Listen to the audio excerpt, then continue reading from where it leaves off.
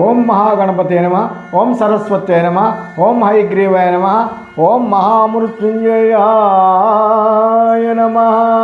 కృష్ణం వందే జగద్గురుం, కృష్ణం వందే జగద్గురుం. ప్రేమైన ఆత్మబంధువులారా, ఏది విన్న తర్వాత మళ్ళీ ఏది వినాల్సిన అవసరమే రాదో అటువంటి భగవద్గీత అనే జ్ఞానయజ్ఞము 35వ భాగానికి స్వాగతం, శుభస్వాగతం, సుస్వాగతం.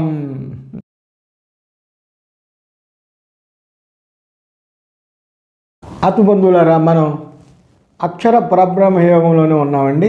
మరి ముందుకు వెళ్దామా? అవ్యక్తోక్షరయుక్తుక్త తమాహు పరమాం గతిం యం ప్రాప్య న నివర్తంతే తద్ధామ పరమం మమ. ఈ శ్లోకంలో కృష్ణ పరమాత్ముడు చెప్తాడండి, ఏదైతే అవ్యక్తము అక్షరము అని చెప్పబడిందో అదే పరమమైనది. ఏది పొందితే ఇక ఏది పొందవలసింది లేదే, అదే పరమమైన ధామము, పరంధామము అని ఇక ఈ శ్లోకంలో చెప్పబడింది. అవ్యక్తం అంటే పరాప్రకృతి, అవ్యక్తము నాశనం లేనిది. ఏదైతే అవ్యక్తము అక్షరము అని చెప్పబడినదో దానినే మనం పరమగతి అని అంటామండి. ఈ శ్లోకంలో అవ్యక్తము, పరమగతి అనే పదాలను వాడడం జరిగిందండి. ఇక ఇందులో ఉద్దేశం కూడా ఏది పొందిన తర్వాత మరి ఏది పొందాల్సిన అవసరమే లేదో అటువంటి పరమగతిని, అటువంటి పరంధామాన్ని మనం పొందడానికి కృషి చేయాలి, పొందాలి. ఇక్కడ మీరు క్వశ్చన్ అడగొచ్చండి, భగవంతుడు నిరాకారుడు, నిర్గుణ స్వరూపుడు, అటువంటి ఆయనకు ఒక పురం ఉందా, పరంధామం అనే చోటు ఉందా, ఆయన అక్కడ ఉంటాడా, అక్కడికి మనం వెళ్ళాలా, అక్కడ వెళ్ళడానికి ప్రయత్నించాలా అని మీరు అడగవచ్చు. ఇవి సామాన్య పామరుల కోసం చెప్పబడినని మనం అర్థం చేసుకోవాలండి. జ్ఞానము విజ్ఞానము కలిగి ఉండటమే పరమగతి, అజ్ఞానములో ఉండటం అధోగతి. అధోగతి నుండి పరమగతిని చేరుకోవాలి అంటే నెమ్మదిగా ఒక్కొక్క స్టెప్ వేసు ఈ అజ్ఞానం నుంచి జ్ఞాన మార్గంలోకి పనించి అసలు భగవంతుని స్వరూపం ఏంటి అంటే మనం చెప్పుకున్న చాలాసార్లు సకారం నుంచి నకారం దాకా మనం ప్రయాణించాలండి.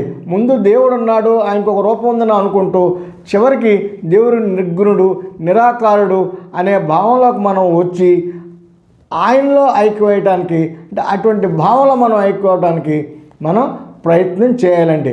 అప్పుడే మనం నిజమైన పరంధామాన్ని మనం చేరుకున్నట్టు. దీనికోసం మనం నిరంతరము కృషి చేయాలి. అది ఎవరికి లభ్యమవుతుందో నెక్స్ట్ శ్లోకంలో చెప్పడం జరిగిందండి. పురుషః పరపార్థ భక్త్యా లభ్యస్త్వనన్యయా యస్యాంతస్తాని భూతాని యేన సర్వమిదం తతం. సమస్త జీవరాశుల్లో ఎవనిలో ఉన్నవో, ఎవరైతే సకల జగత్తులో వ్యాపించి ఉన్నాడో అట్టి పరమ పురుషుడు కేవలము అనన్య భక్తితో మాత్రమే లభ్యము కాగలడు. అంటే పరంధామని పొందడం అంత ఈజీ కాదండి. ఇక్కడ ఇందులో చెప్పడం జరిగింది అనన్య భక్తితో మాత్రమే. అనన్యమైన భక్తి అంటే సామాన్యమైన భక్తి కాదండి. మీకు అర్థమైంది అనన్య భక్తి అంటే దీన్ని బట్టి మీకు ఏమర్థమైంది, మన యొక్క భక్తి ఏ పాటితో ఈ పాటికి మీకు అర్థమయ్యే ఉంటుంది. అంచేత ఎవరికి నేను లభ్యం అవుతానో అంటే అనన్య భక్తితో ఎప్పుడూ నాయందే రమిస్తూ ఉంటాడో అటువంటి వారికి నేను లభ్యం అవుతాను. అంచేత మనం కూడా మరికొంత సమయాన్ని వెచ్చించి అనన్య భక్తి మార్గంలోకి వెళ్ళడానికి మరి మనం ప్రయత్నిద్దామా? యత్ర కాలే త్వనావృత్తిమావృత్తిం చైవ యోగినః ప్రయాతాయాంతి తం కాలం వక్ష్యామి భరతర్షభ.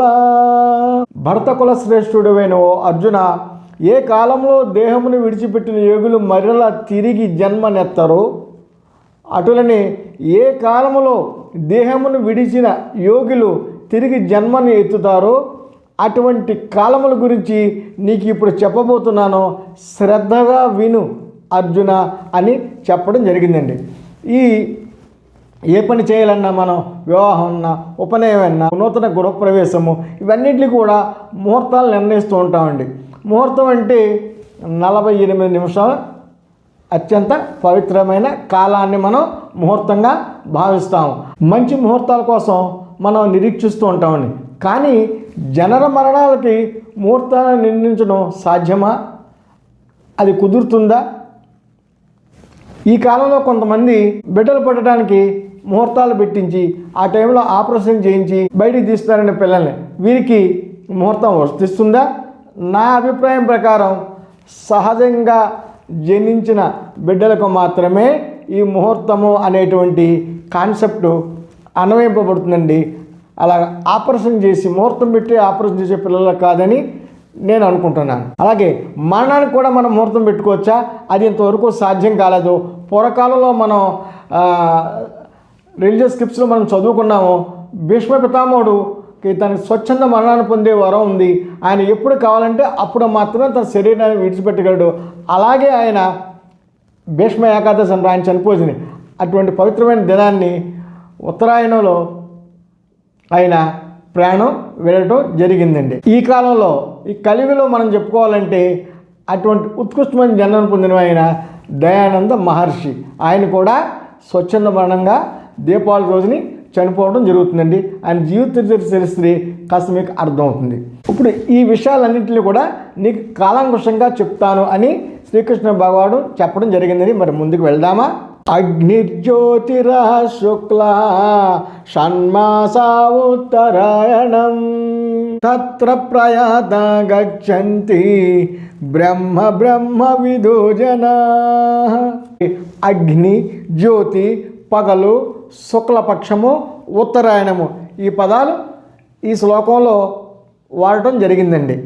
ఇవి మొదటి 4 అగ్ని, జ్యోతి, పగలు, శుక్లపక్షము ఇవి ప్రకాశాన్ని సూచిస్తాయండి. 5వది ఉత్తరాయణం ఊర్ధ్వగతిని సూచిస్తుందండి. ఇక్కడ అగ్ని అంటే వెలుతురుకు సంబంధించింది. అగ్ని అంటే వెలుతురిస్తుంది. జ్యోతి కూడా వెలుగునే ఇస్తుంది. పగలు ప్రకాశవంతంగా ఉంటుంది. శుక్లపక్షంలో కూడా చంద్రుడు రాత్రులు చక్కగా ప్రకాశిస్తూ మంచి వెలుతురిని ఇస్తూ ఉంటాయండి. కాబట్టి ఇవన్నీ శుభాలను సూచిస్తూ ఉంటాయండి. ఉత్తరము మనలను ఉద్ధరిస్తుందని మనం భావిస్తున్నాం. ఉత్తరాన్న హిమాలయాలు ఉన్నాయి. ఆ హిమాలయం పైన కైలాసం అని, దానిపైన శివుడు ఉంటాడని మన యొక్క భావన. అన్నిటికీ మించి ఈ ఉత్తరాయణంలో సూర్యరశ్మి బాగా ఉంటుంది. మేఘాలు ఉండవు, వర్షములు పడవు, పగలే చీకటిగా ఉండదు. దక్షిణాయనంలో పగలు కూడా మనం చీకటిగా ఉంటుందండి. సో ఈ ఉత్తరాయణ కాలంలో పగలు ఎప్పుడు మబ్బులుగాను చీకటిగాను ఉండటం జరగదు. ఆకాశం నిర్మలంగా ఉంటుంది. ఈ ఉత్తరాయణంలోనే వసంత ఋతువు వస్తుంది. అందుకే ఉత్తరాయణాన్ని ఉత్తమమైన కాలముగా భావిస్తారు. ఈ కాలంలో అంటే మొదటి 6 నెలలు జనవరి నుంచి జూలై వరకు ఉన్న ఈ కాలాన్ని మనం ఉత్తరాయణ పుణ్యకాలంగా భావిస్తూ ఉంటాము. జ్ఞానం అంటే ప్రకాశము, అజ్ఞానం అంటే చీకటి. ప్రకాశవంత మార్గం అంటే జ్ఞాన మార్గము. బ్రహ్మను గురించి తెలుసుకున్నవాడు ఎల్లప్పుడూ బ్రహ్మేందే చెరుస్తూ ప్రకాశవంత మార్గంలో పయనించి చివరికి ఆ బ్రహ్మమునే చేరుకుంటాడు. అంచేత ఎవరైతే నిష్ఠాగరిష్ఠుడే అనన్య భక్తితో పరమగతి పొందడానికి నిరంతరం ప్రయత్నిస్తూ ఉంటాడో అటువంటి వాడు జ్ఞాన ప్రకాశవంతమైన మార్గంలో తను చనిపోయిన తర్వాత కూడా ఆ పరంధామను చేరుకోవడానికి ఒక మార్గాన్ని, ఉత్తమమైన కాలాన్ని, ఉత్తరాయణమైన కాలాన్ని, ప్రకాశవంతమైన కాలాన్ని అంటే అగ్ని, జ్యోతి, పగలు, శుక్లపక్షము ఇవన్నీ కూడా ఉత్తరాయణ కాలంలో లభిస్తుంది. అటువంటి కాలం చాలా ప్రకాశవంతమైనది. అంత్యకాలంలో తనను చేర్చుకోవడం ఏ విధమైన బాధలు ఇబ్బందులు లేకుండా భగవంతుడు సాధకుడికి ఏర్పాటు చేసిన అద్భుతమైన మార్గం అని మనం చెప్పుకోవచ్చండి ఈ ఉత్తరాయణ కాలాన్ని. ధూమో రాత్రిస్తదా కృష్ణ షణ్మాసా దక్షిణాయనం తత్ర చాంద్రమ సంయోతి యోగి ప్రాప్య నివర్తతే. రాత్రిపూట చీకట్లో కమ్ముకోవటం, పొగమంచు, చీకటి రాత్రి కృష్ణపక్షము. అంటే కృష్ణపక్షంలో అంటే చంద్రుడు లేని రాత్రులు. ఇందాక మనం ఉత్తరాయణం చెప్పుకున్నామండి. శుక్లపక్షంలో చంద్రుడు రాత్రి కూడా చక్కటి వెన్నెలను ఇస్తుంటాడు పగల్లాగా. కానీ ఇక్కడ కృష్ణపక్షంలో చంద్రుడు వెలుతురు ఇవ్వడండి, చీకటే కమ్ముకుని ఉంటుందండి. అంటే జూలై నుంచి డిసెంబర్ వరకు ఈ మార్గంలో సకామ కర్మలు చేసిన వారు తమ కోరికలను తీర్చుకోవడం కోసమే దేవుళ్ళని పూజించేవారు ఎక్కువగా ప్రయాణిస్తూ ఉంటారండి. వీరి ప్రయాణం చంద్రలోకం వరకే సాగుతుంది, అంటే స్వర్గలోకం వరకే సాగుతుంది. అక్కడ వారి కర్మలను అనుసరించి కొంతకాలం ఉన్న తర్వాత తిరిగి మళ్ళీ జన్మ ఎత్తాల్సిన అవసరం ఉంటుంది, అంటే మళ్ళీ జన్మ పొందుతూ ఉంటారు. ఇదండి ఈ శ్లోకంలో కృష్ణ పరమాత్మ చెప్పింది. ఏమిటండి? పొగ, రాత్రి, కృష్ణపక్షము, దక్షిణాయనం. మొదటి 3 అంధకారంలో ఉంటే 4వది అధోముఖాన్ని సూచిస్తూ ఉంటుంది. అంచేత ఈ మార్గంలో, అంటే ఈ చీకటి మార్గంలో ఎవరైతే ప్రయాణిస్తుంటారో, అజ్ఞాన మార్గంలో ఎవరైతే ప్రయాణిస్తూ ఉంటారో వారు చంద్రలోకం వరకు వెళ్ళి, అంటే స్వర్గం వరకు వెళ్ళి వారి కర్మలను అనుసరించి తిరిగి మళ్ళీ జన్మని పొందవలసి ఉంటుంది అని కృష్ణ పరమాత్ముడు చెప్పడం జరిగిందండి. ఇందాక శ్లోకంలో శుక్లపక్షం గురించి చెప్పారండి, ఇందులో కృష్ణపక్షాన్ని గురించి చెప్పారండి. మనం తరచూ వింటూ ఉంటాము. మొన్నే మకర సంక్రాంతి రోజు నుంచి మనం ఉత్తరాయణంలో ప్రవేశించామండి. మనం మ్యాప్ చూసినట్లయితే దక్షిణం క్రింద ఉంటుందండి, ఉత్తరం పైన ఉంటుంది. ఈ శ్లోకాలను మనం కాస్త అర్థం చేసుకోవడానికి ప్రయత్నించినప్పుడు ఎలా అర్థమవుతుందంటే, జనవరి నుంచి జూన్ లోపల మరణించిన వారు ఉత్తమ లోకాలకు చేరుకుంటారని, జూలై నుంచి డిసెంబర్ మధ్య ప్రాంతాల్లో చనిపోయిన వారు అధో లోకాలకు పోతారని అర్థం అయినట్టుగా మనకు అనిపిస్తుంది. అయితే మనం అర్థాన్ని ఇలా తీసుకోకూడదండి. ప్రకాశవంతమైన మార్గాలు అంటే చీకటి మార్గాలు అని అర్థం అండి. వీటిని జ్ఞాన మార్గము, అజ్ఞాన మార్గము అని మనం చెప్పుకుంటే సరిపోతుంది. జ్ఞాన మార్గంలో అంటే ప్రకాశవంత మార్గంలో పయనించే వాళ్ళు ఉత్తమ లోకానికి పోతారని, అజ్ఞానంతో చీకటి మార్గంలో ప్రయాణించేవారు అధో లోకాలకు పోతారని ఈ విధంగా మనం అన్వయించుకోవాలి. కానీ అంతేకాని ఉత్తరాయణంలో చనిపోయిన వారు పుణ్యలోకి పోతారని, దక్షిణాయనంలో చనిపోయిన వారు అధో లోకాలకు పోతారని అర్థము కాదు. మహామహులు ఎందరో కూడా దక్షిణాయనంలో చనిపోయారు, ఎంతోమంది అధములు ఉత్తరాయణంలో చనిపోతారు. అవి అలా కాదు. చావు పుట్టుకలు మన చేతిలో లేవు. కర్మానుష్ఠారమే అనన్య భక్తితో మాత్రమే ఆ పరంధాముని మనం చేరుకోవచ్చు. మరి ఇంకాస్త ముందుకు వెళ్తే శుక్ల కృష్ణే గతి హేతే జగత శాశ్వతే మతే ఏకయాత్మనా వృత్తిం అన్యయా వర్తతే పునః. ఈ పైన చెప్పబడిన శుక్లపక్షము, కృష్ణపక్షము ఇవి ఎప్పటికీ అంటే శాశ్వతముగా ఉంటాయి. శుక్ల మార్గంలో పయనిస్తే జన్మ ఉండదు, కృష్ణ మార్గంలో పయనిస్తే తిరిగి జన్మ ఉంటుంది. ఉత్తరాయణం అన్న శుక్లపక్షం అన్న జ్ఞాన మార్గం అని, దక్షిణాయనం అన్న కృష్ణపక్షం అన్న అజ్ఞాన మార్గం అని గ్రహించాలి. జ్ఞాన మార్గంలో పయనించాలా, అజ్ఞాన మార్గంలో పయనించాలి అంటే ప్రకాశవంతమైన బాటలో పయనించాలా, అజ్ఞాన మార్గంలో అంటే అంధకారమైన మార్గంలో పయనించాలా అనేది మన ఇష్టానికి అంటే మన చాయిస్కి కృష్ణ పరమాత్ముడు వదిలివేశాడు.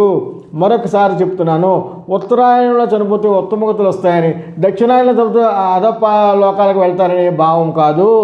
ప్రకాశవంతమైన మార్గంలో పయనించడానికి మనం ఇప్పుడు అంటే ఉత్తరాయణంలో ప్రయాణించడానికి, ప్రకాశవంతమైన మార్గంలో ప్రయాణించడానికి ఎల్లప్పుడూ నిరంతరం మనం ప్రయత్నించాలి. అలాగే కృష్ణుడు అంటున్నాడండి, ఈ 2 మార్గాలు తెలిసిన వాళ్లకు ఎటువంటి మోహము ఉండదు, వారు యోగయుక్తుడు అవుతాడు. అందుకే అర్జున ఈ 2 మార్గాల నుంచి సౌరముగా తెలుసుకో, యోగయుక్తుడు కా అనేటువంటి సలహాను కూడా కృష్ణ భగవానుడు అర్జునుడికి ఇవ్వటం జరిగిందండి. ఇక్కడితో ఈ అక్షర పరబ్రహ్మ యోగాన్ని మనం ముగిస్తున్నామండి. అలాగే సమయాభావం వల్ల ఈరోజు ఈ ఎడిషన్ కూడా మనం ఇక్కడితో ముగిస్తున్నాం. కృష్ణం వందే జగద్గురుం, కృష్ణం వందే జగద్గురుం. హరి ఓం. ఓం తత్సత్.